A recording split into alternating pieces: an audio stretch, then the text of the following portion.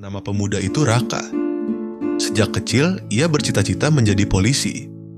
Bukan karena seragam atau wibawa yang menyertainya, tapi karena ia ingin melindungi orang-orang seperti ibunya yang setiap hari bekerja keras sebagai penjahit demi menghidupi mereka berdua.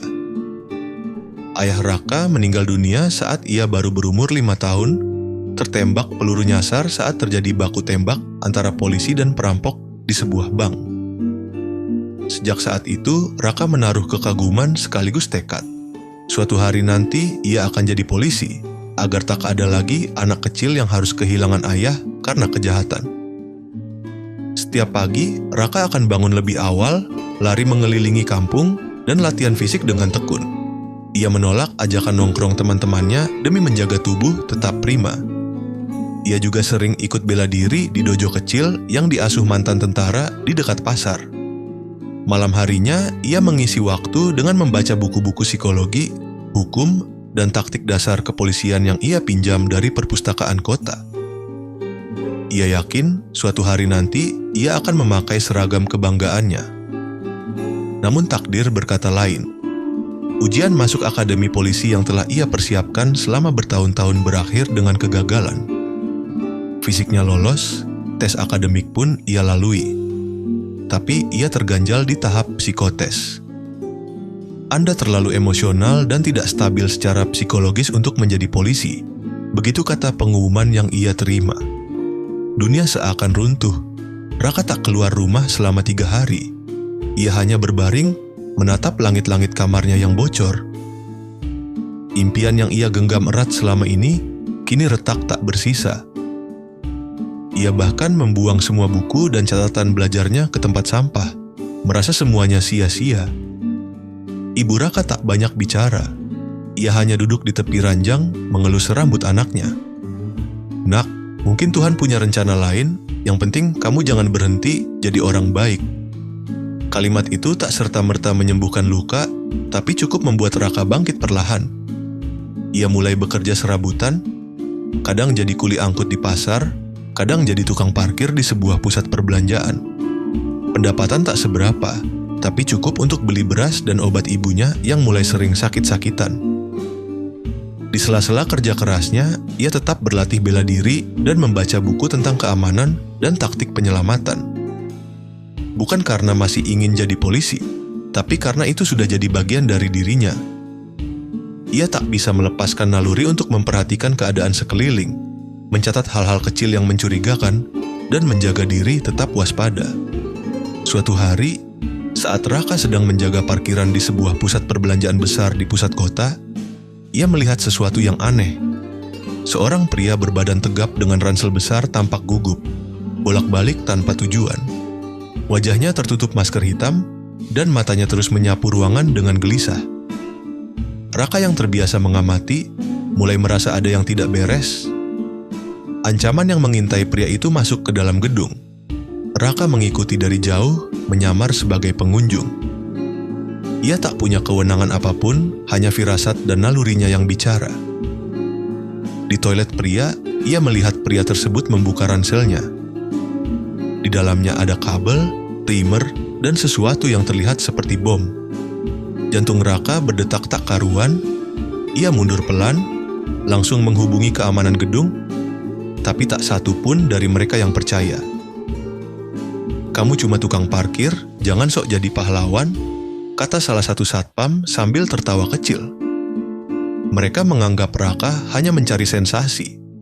Raka sadar ia harus bertindak sendiri. Ia keluar dari toilet, mengambil ponselnya, dan diam-diam memotret pria tersebut dari jauh. Ia mengirim foto itu ke salah satu temannya yang kini bekerja sebagai wartawan kriminal. "Kalau aku salah, maaf. Tapi kalau aku benar, mungkin ini bisa menyelamatkan banyak orang," tulisnya. Raka kembali ke toilet, tapi pria itu sudah pergi.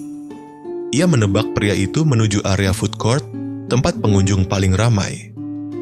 Waktu tinggal 10 menit jika ia benar soal timer yang ia lihat. Dengan napas tak beraturan, ia naik ke lantai atas. Matanya menyisir setiap sudut. Di tengah keramaian, ia melihat pria itu meletakkan ransel di bawah salah satu meja, lalu bergegas pergi, menyamar sebagai pelanggan. Tanpa pikir panjang, Raka lari menuju ransel tersebut, mengangkatnya, dan menerobos keluar gedung. Orang-orang menatap bingung, sebagian panik. "Hati-hati, bom!" teriak Raka sekuat tenaga. Ia lari sejauh mungkin ke lapangan kosong di seberang jalan, melemparkan ransel itu dan menjatuhkan dirinya. Duar, ledakan mengguncang tanah, suara kaca pecah dan alarm mobil bersahutan. Tapi tak ada satupun korban jiwa. Raka dilarikan ke rumah sakit karena terkena serpihan di lengan dan bahu. Berita tentang aksinya menyebar luas.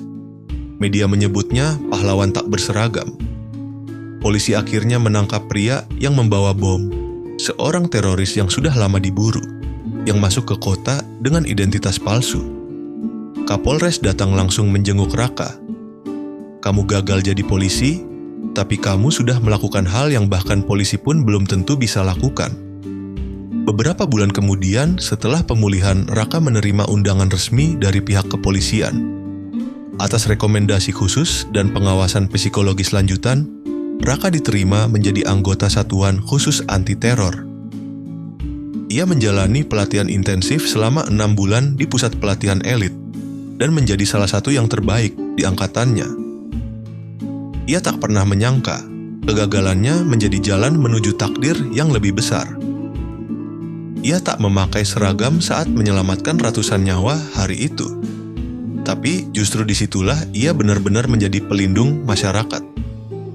Beberapa tahun kemudian, Raka berdiri di depan ratusan siswa SMA dalam acara edukasi bahaya radikalisme. Ia mengenakan pakaian sipil tanpa tanda kepolisian apapun. Dulu, saya pikir hanya polisi yang bisa melindungi masyarakat, tapi sekarang saya tahu siapapun bisa. Kamu, aku, siapa saja, selama kita punya hati dan keberanian untuk bertindak. Tepuk tangan bergema di aula sekolah. Di belakang ruangan, ibunya menatapnya dengan mata berkaca-kaca. Mungkin dulu Raka gagal masuk akademi polisi, tapi hari ini ia telah menjadi jauh lebih dari itu. Pahlawan sejati.